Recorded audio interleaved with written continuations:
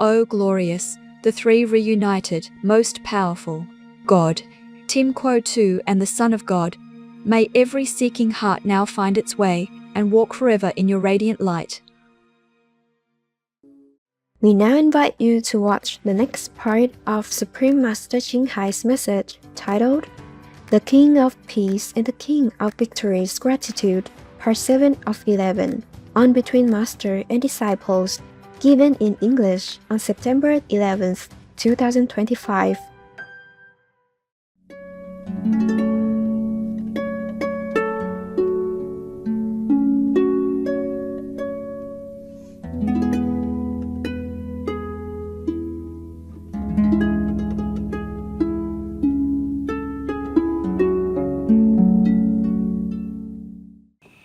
Oh, yeah. I just tell you what I remember, okay?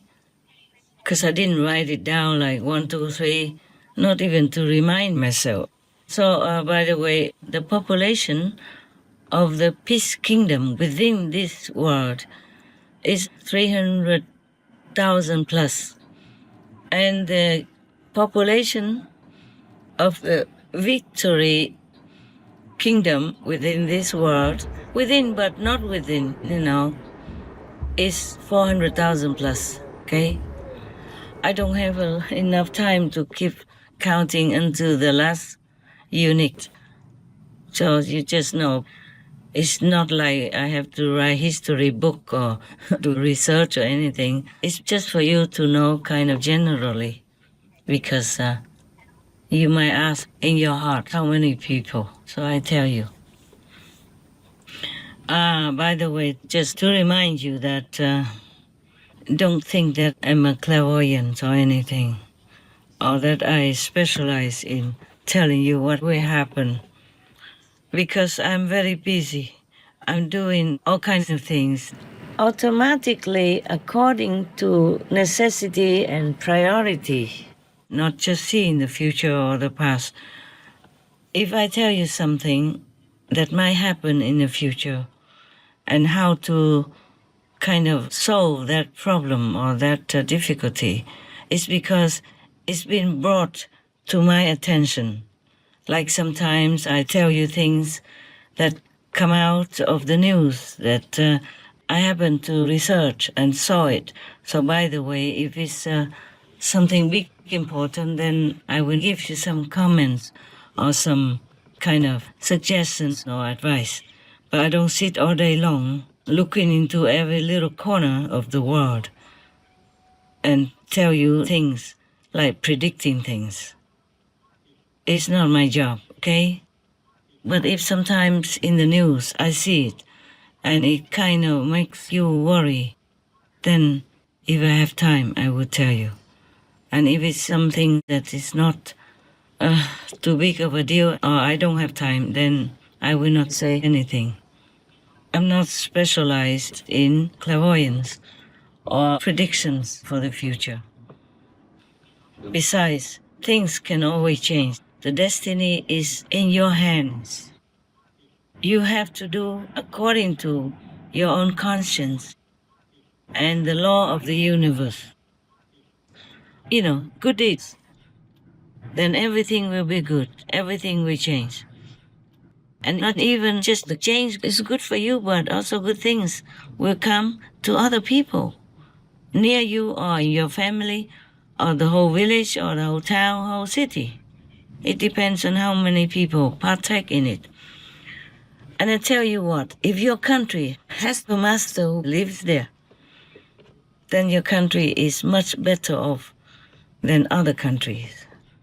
But it also benefits greatly the whole world if the people treat their masters, saints or Buddhas, with reverence and kindness, like attract like, God will love you as you love his representatives.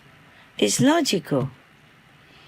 But you must pray to know who is the true master from charlatan. Or if one country has many, many good high spiritual practitioners, then that country benefits. Even if another country threatens to make war with you, like China and Taiwan, your country is still much better off, has peace, is more secure, more likely to have peace. But if that country doesn't have enough spiritual practitioners or doesn't have a master who used to live there for some time, then your country has a higher risk of having war and of having a lot of damage and countless people suffering in painful ways and dying in agony, such as in pandemics or disasters. And that country will become like a general tomb, and so many spirits, many people who die suddenly will be confused, will become like lost souls and just running around restlessly and will disturb the country as well. And will also be hateful to the invaders and will cause a lot of suffering, a lot of bad karma for the invading country as well. It's just that the leaders of aggressive countries who are making war and cause suffering in other countries. And the war also makes your country suffer, losing people's lives, losing a lot of precious things, and people could not have enough peace and stability to plant vegetables, to plant food and harvest it. And the karma will come either immediately, soon, or later. Because the law of the universe is that you must be grateful to God, to your parents, to your country, but not kill, not harm others, just for any excuse at all. Yeah, because you don't see the consequences.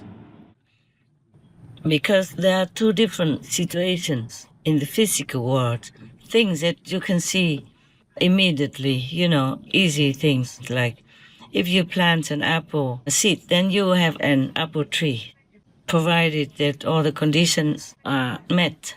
Like it rains enough, good soil, yes. For example, like that.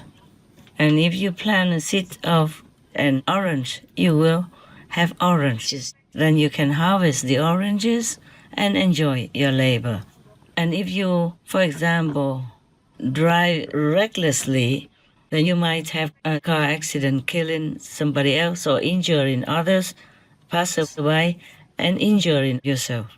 These you can see right away. So we call it instant karma.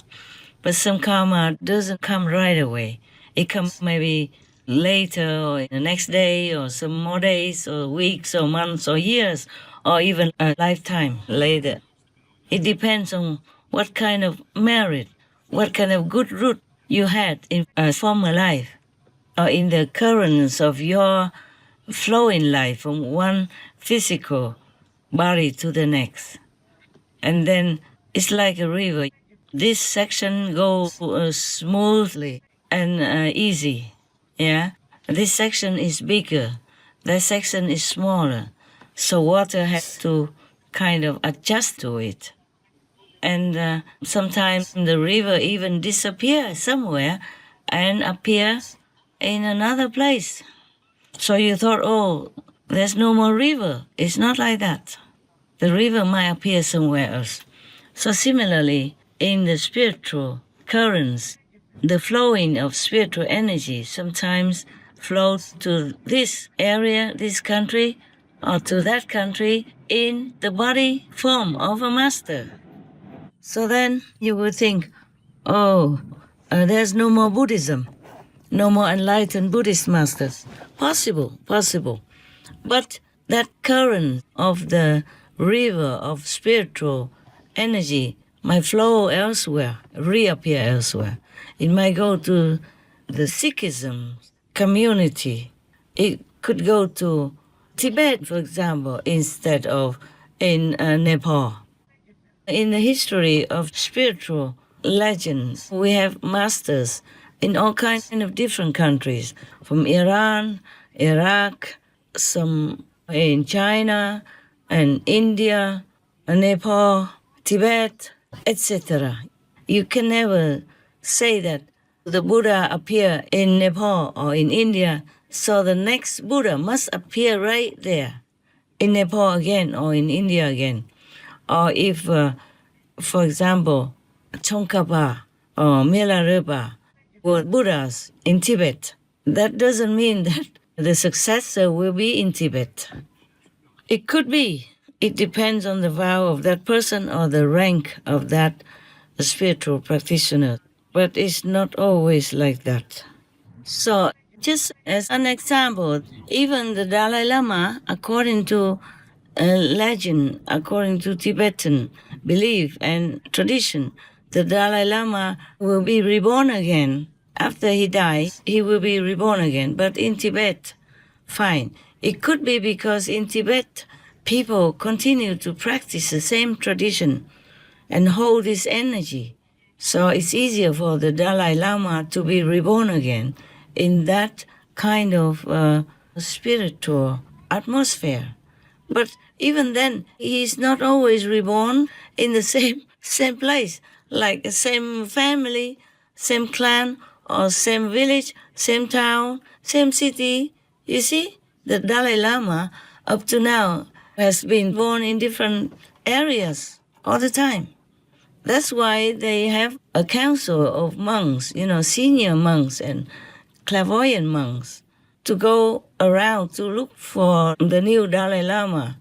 After the old Dalai Lama passes away, they go to different places and have many tests in order to make sure that that is the new Dalai Lama. Then they can bring them to wherever is suitable or good, or has many senior good monks to teach him, to remind him how to study Tibetan Buddhism again and to run the country again.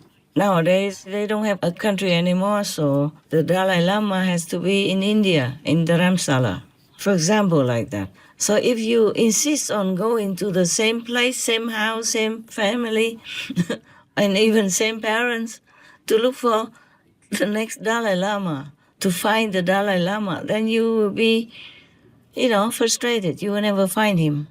But similarly, in many faiths, people are just waiting for example, Lord Jesus to be reborn again wherever he was born before.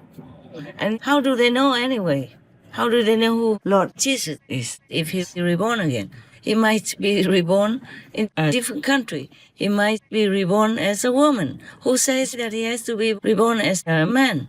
I remember I read somewhere before in some magazine in America, they quoted Lord Jesus Christ's prediction saying, I will be reborn as a woman and they will not recognize me. Yeah, I read it somewhere, but decades have passed already. I can't remember that magazine anymore. I read that in Miami. I remember that very well. In one of the magazines. It was like a magazine. It was not a daily newspaper, though. Or it could have been a daily newspaper. I forgot. It's been many decades already.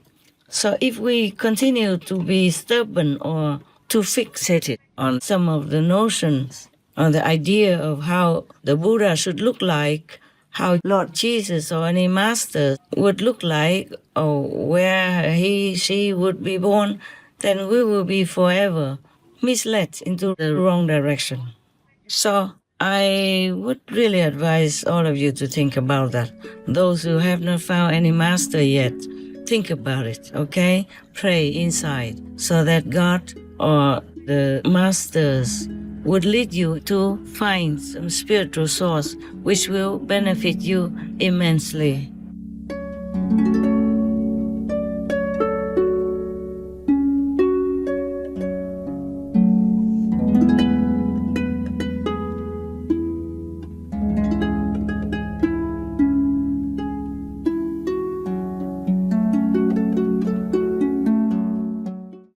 Supreme Master Ching Hai, vegan, is a world-renowned spiritual teacher, humanitarian, and artist. To learn more about her compassionate life and teachings, please visit suprememastertv.com/master.